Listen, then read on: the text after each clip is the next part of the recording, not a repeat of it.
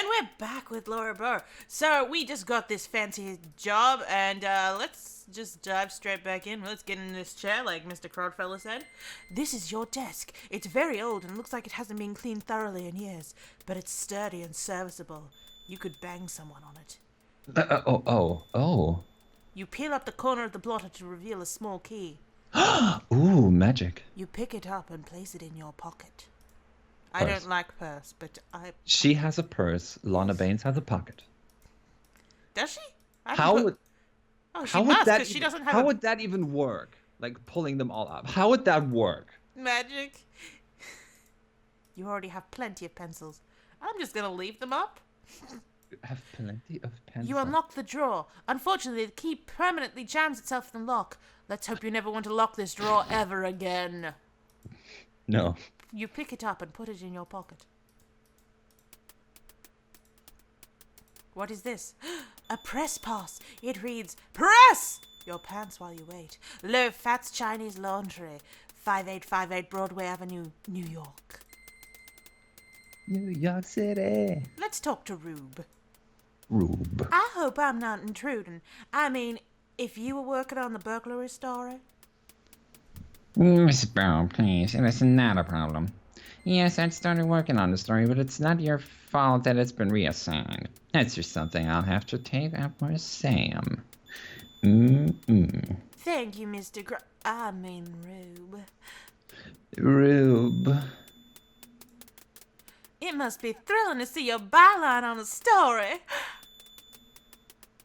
I really not a byline on my obituaries. I seem to be pigeonholed on the obit page. Oh, same thing. Oh, I'm just going to say the same thing, you see. What can you tell me about Sam? He's a perfectionist. I badmouth him now and then, but, well, he's given me plenty of breaks, so I owe him a few. Okay. What do you think? Who's Dr. Pippin Carter? What can you tell me about this Pippin Carter character that I don't know anything about? How do you even know his name? Well, a queer bird if I've ever met one. Queer. Kinda comes across as cultured, yet he's a loudmouth, stuff like that. He's got a chip on his shoulder the size of a broken bridge. He'll try to cut you down. Just shake it off. That's what I had to do. Well, these are your notes. You've written them down, so it makes sense that I'm asking you about them. Oh, wait, yeah, that's actually true. But the bigger question is, why did you put your editor's name in the first slot? Don't ask. What should I know about Archibald Carrington? Carrington hasn't been in the States long. He's from England, but somehow he doesn't quite come off on the level. What does that even mean? Call me stupid, but I just think the guy should be more concerned about museum property vanishing. His first month on the job, too. Interesting. Isn't it? Yeah. Tell me about Detective Ryan O'Reilly. Have you dealt with Detective O'Reilly? I know he's assigned to the case. I didn't get anything out of him. Maybe he'll have better luck, being a lady and all. So I have to squish my boobs together. Okay. Yes, like Elvira. Yeah. Tell me about yourself. Tell me about yourself, Mr. Rhubarb. Rhubarb. What's to tell? I'm a reporter for this paper, probably since before you were born. But I want to know about the real Crodfellow T. Rhubarb. Okay. You mean what's in my pants? You mean there's another Crodfellow T. Rhubarb? No, two sets of parents could be that cruel. That's okay, Mr. Crodfellow. If you don't want to tell me about yourself, you don't have to if you don't want to, you know? Rube. What? Who are you calling a... Oh, Rube's your nickname, isn't it? Sorry, I forgot. That was kind of awkward. Low fat. Tell me about low fat. The laundry guy? What's to tell? Is he 99% fat free? Yes. He actually is. Tell me about... Have you heard the name John Poe? No. Don't think so. He a relative of yours? Oh my God, how could you tell? I mean, he's my father. Oh, well, you know. Oh, Sam's friend. Never met him, I'm afraid. Well, it makes sense. I mean, he's a New Orleans cop. That's true. Let me ask you about places. Is there anything I should know about working here at the New York Daily News Registered Tribune? Well, first of all, we call it the Trib. No need to use the whole name. I don't think anyone in New York even remembers the whole shebang. Like I don't. Shebang. Second, don't worry about Sam. He's gruff and loud, but he's really a cream puff. Delicious. Don't let him push you around. Cream puff. Lastly, don't get too attached to any assignment. You never know when it will be yanked away from you and give it to some less experienced reporter with no qualifications except with an in with the boss. I'm totally not looking at you while I'm saying this. Well, we're not looking at each other. That's the reason why our portraits are. Sorry. Didn't mean to get peevish. But actually, I did. You bitch. You bitch. Stealing my job. Tell me about the police station. Oh, Great. tell me about it. It's just, well, usually it's a good source of information. It's standard procedure to check here at some point in any investigation. If only there were more investigations. Sometimes they just blow smoke at you. Hand you the commissioner's party land. But once in a while they give you something you can actually use. Cool. Tell me about the laundry. What can I you go tell me there about every low day. fats? Low fat. Nothing. It's a place to take your laundry. That's about it as far as I know. Okay.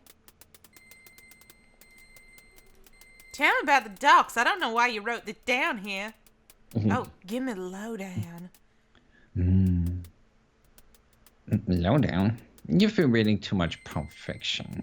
The docks are the docks. Keep away from them unless you have business there.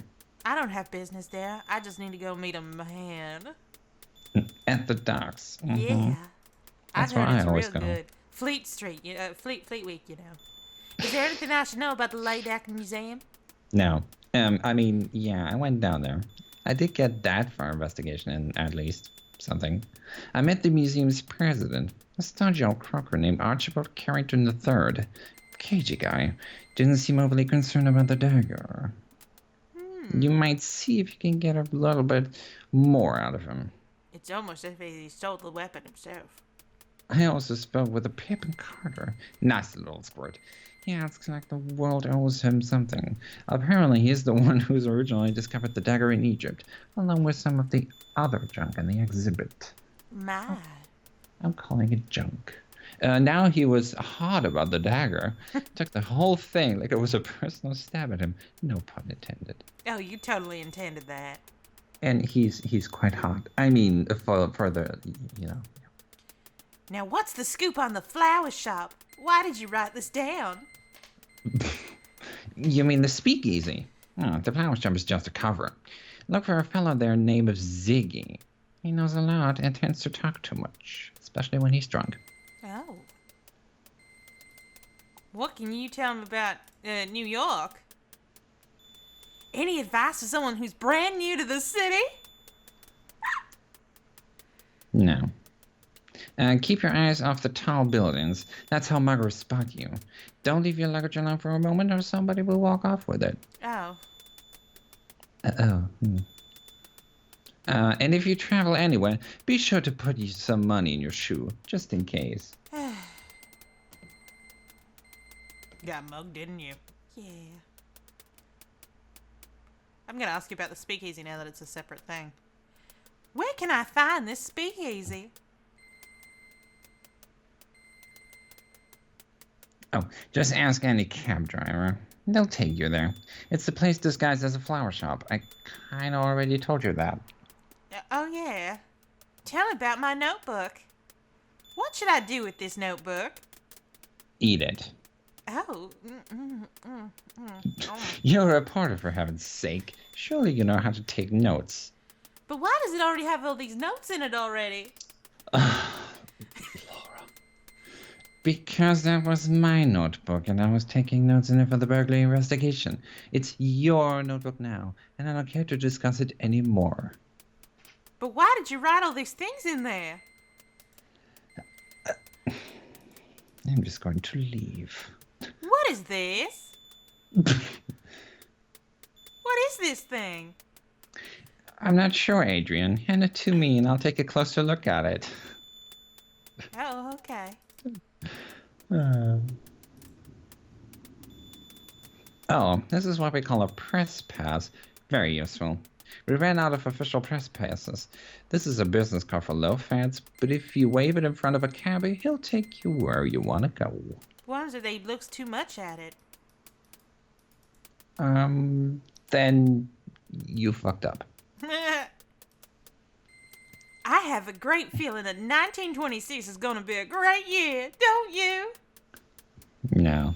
Yeah? You ever try writing obituaries for a living? Hardly a jolly way to spend the year. Sounds like fun. You can talk about how they died. Were you able to get any leads about the burglary at the museum? Nope. I hadn't been working on the story very long. I went to see Detective O'Reilly down at the police station, but he was pretty tight-lipped. Oh. I was planning on talking to Ziggy down at the speakeasy. He's a stoolie, usually good for a tidbit or two. Any other leads I can follow up on? No. With due respect, ma'am, it's going to be your byline on the story, not mine. Point taken, Mr. Rube. Crowdforoob. Crowdforoob. I'm just going to sit here. What do you know about Egyptology? Any wisdom you'd care to pass along? You've already proven to me you know as much about Egyptology. Actually, no, you didn't do that. Nobody thought to care about that line. Thank you, sir. Sierra, fix it. Yeah, go back in time. I'm so excited to be a member of the trip staff. After all, I studied journalism at college. I went to Tulane, and I never thought my first job out of school would be at a paper as prestigious as this one. I mean, that is unusual, isn't it? I'm sorry, were you talking to me? Never mind. Oh yeah, same thing. Were you talking to me? Aren't you Eddie Bedletter, the syndicated columnist? I'm a great fan of yours, and I've read. Yeah, I'm busy right now.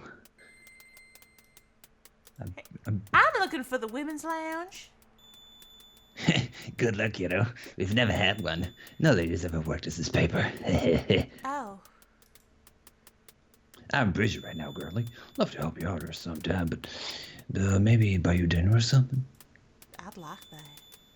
Oh, same thing from you. I'm also busy, but maybe we can, One notice reads, when covering formal events such as embassy parties, please dress appropriately. We've had complaints about reporters who refuse to dress properly at social events.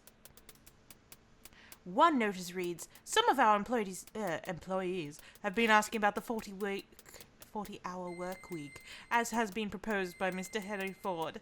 This is not an automobile factory. This is a newspaper. News happens 24 hours a day, and we need to report it, so you work here 24 hours a day. Yes. One of the notices reads, stolen, 1 Victrola. Reward offered. No retribution will be exacted. Could that be a hint at Laurable 1? No, because it's never missing. It's just something that's there. One of the notices reads, Dr. Darwin DeLorings will be hosting a symposium, Jazz the Charleston, and the Other Sins of Our Times, to be held in the cafeteria next Tuesday.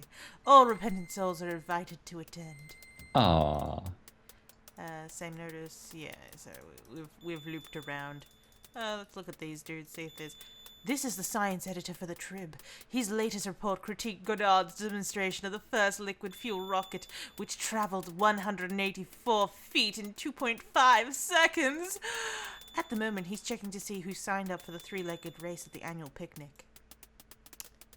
Yes, Picnic. picnic.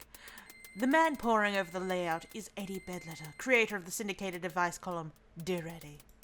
Unfortunately, Eddie has been divorced twice and is estranged from his rival columnist brother, so where he gets off giving other people advice about how to live their lives is an unanswerable question.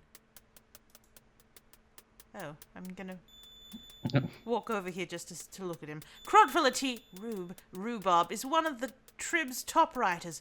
Among other things, he's in charge of writing obituaries, yet he's extremely cheerful. My sister used to have a cat called Rhubarb, and I used to call him Rhubarb T. Crodfella. Aw. Aw, he dead now. Anyway, we're gonna cut this episode. That's a great way to stop the episode. And we're gonna be back next time with more Larabo 2. Bye.